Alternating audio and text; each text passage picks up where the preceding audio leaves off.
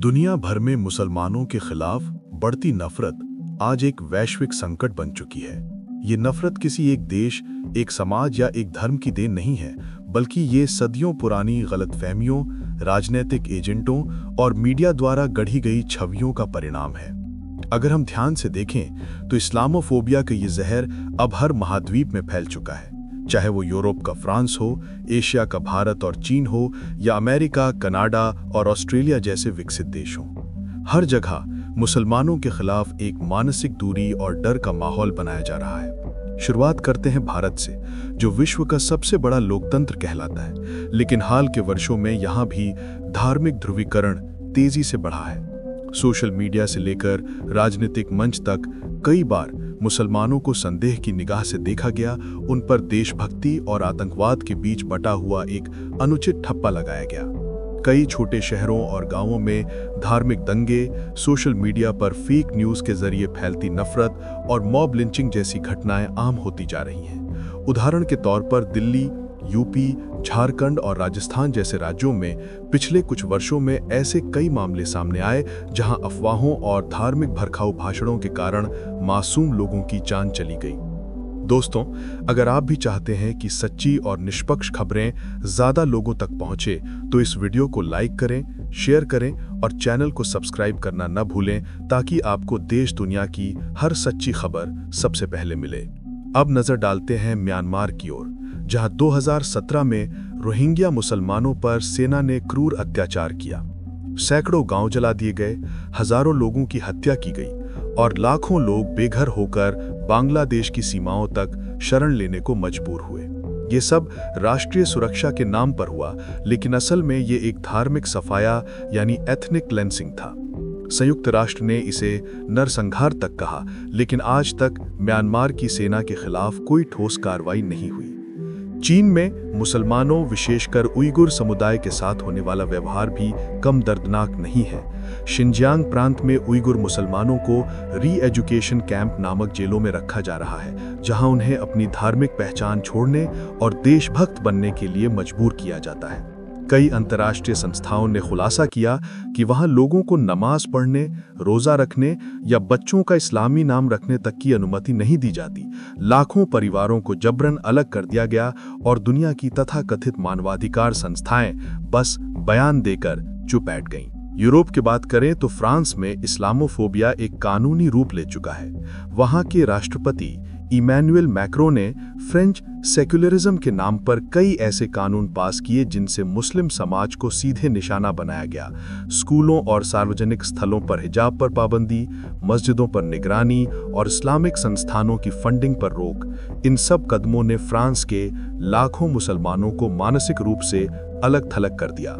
इसी तरह Belgium, Netherlands और स्विट्जरलैंड में भी कई जगह बुर्का या मीनार बनाने पर पाबंदी लगाई गई। ये कदम धार्मिक स्वतंत्रता पर हमला है, लेकिन उन्हें राष्ट्र की सुरक्षा और संस्कृति की रक्षा के नाम पर जायज ठहराया जाता है। अमेरिका में 9/11 के बाद से मुसलमानों को लेकर धारणा बेहद बदल गई। मीडिया और फिल्मों ने इस छवि को और मजबूत किया कि मुसलमान मतलब आतंकवाद। परिणाम स्वरूप लाखों आम अमेरिकी मुसलमानों को केवल उनके नाम, कपड़ों या प्रार्थना करने के अंदाज की वजह से नफरत झेलनी पड़ी। FBI की रिपोर्ट के मुताबिक 2024 में अमेरिका में इस्लामोफोबिक घटनाओं के केस रिकॉर्ड स्तर पर पहुंचे। Council on American Islamic relations यानी CAIR के अनुसार हर हफ्ते किसी न किसी मुस्लिम छात्र, कर्मचारी या परिवार के साथ भेदभाव का मामला दर्ज होता है। कनाडा में भी हालात बहुत बेहतर नहीं है। 2021 में एक मुस्लिम परिवार को सिर्फ इसलिए ट्रक से कुचल दिया गया क्योंकि वो पारंपरिक कपड़ों में थे। उस घटना के बाद प्रधानमंत्री जस्टिन ट्रूडो ने खुद कहा कि कनाडा में इस्लामोफोबिया एक असली समस्या बन चुकी है। लेकिन कुछ समय बाद ही वही माहौल फिर से लौट आया, क्योंकि नफरत केवल कानून से नहीं, मानसिकता से खत्म होती है। ऑस्ट्रेलिया और न्यूजीलैंड जैसे देशों में भी मुस्लिम विरोधी हिंसा देखी गई, जिनमें सबसे भयानक घटना 2019 का क्राइस्ट चर्च मस्जिद हमला था, जहां एक श्वेत श्रेष्ठतावादी बंदूकधारी ने 51 मुसलमानों की हत्या लाइव स्ट्रीम करते हुए की। ये दिखाता है कि इंटरनेट और सोशल मीडिया अब नफरत फैलाने का सबसे खतरनाक हथियार बन चुका है। अगर आप चाहते हैं कि सच्ची रिपोर्ट्स दब ना जाएं, तो इस वक्त वीडियो को लाइक करें और चैनल को सब्सक्राइब करें ताकि हम और आप मिलकर सच को आवाज दे सकें। मध्य पूर्व के बाहर अफ्रीकी देश में भी हालात जटिल हैं। नाइजीरिया, सूडान और इथियोपिया जैसे देशों में धार्मिक पहचान के नाम पर हिंसा की घटनाएं बढ़ रही हैं, जहां स्थानीय संघर्षों को भी धार्मिक रूप देकर राजनीतिक फायदे के लिए इस्तेमाल किया जाता है। अगर हम अंतर्राष्ट्रीय राजनीति को देखें तो कई पश्चिमी देश आतंकवाद के खिलाफ लड़ाई के नाम पर मुस्लिम देशों में दखल देते हैं, जबकि असल में ये आर्थिक और सामरिक हितों की लड़ाई होती है। अफगानिस्तान, इराक, सीरिया और फिलिस्तीन जैसे देशों में दशकों से जारी युद्धों ने न केवल लाखों मुसलमानों की जान ली है, बल्कि पूरी पीढ़ी को भय और असुरक्षा में जीने को मजबूर कर दिया है। गाजा और वेस्ट बैंक में आज भी बच्चे मलबे के बीच खेलते हैं और दुनिया के बड़े बड़े नेता सिर्फ शांति की अपील कर चुप रह जाते हैं। मीडिया का रोल भी इस पूरी समस्या में बहुत बड़ा है। टीवी डिबेट्स में अक्सर मुसलमानों को दूसरे के रूप में दिखाया जाता है। फिल्मों और न्यूज़ रिपोर्ट्स में उन्हें या तो आतंकवादी या चरमपंथी के रूप में प्रस्तुत किया जाता है। सोशल मीडिया पर हजारों अकाउंट सिर्फ इसलिए बनाए जाते हैं ताकि किसी घटना के बाद मुस्लिम समाज को निशाना बनाया जा सके। एक झूठी खबर या फोटो को वायरल कर पूरे समुदाय को दोषी ठहराने का चलन बढ़ता जा रहा है। इस्लामोफोबिया का एक बड़ा कारण अज्ञानता भी है। बहुत से लोगों ने कभी किसी मुसलमान से बात तक नहीं की, लेकिन इंटरनेट या राजनीतिक भाषणों के आधार पर एक पूरी नफरत की धारणा बना ली। ज्ञान की कमी और विविधता को न स्वीकार करना इस समस्या की जड़ है। अब सवाल यह है कि क्या इस नफरत का कोई अंत है?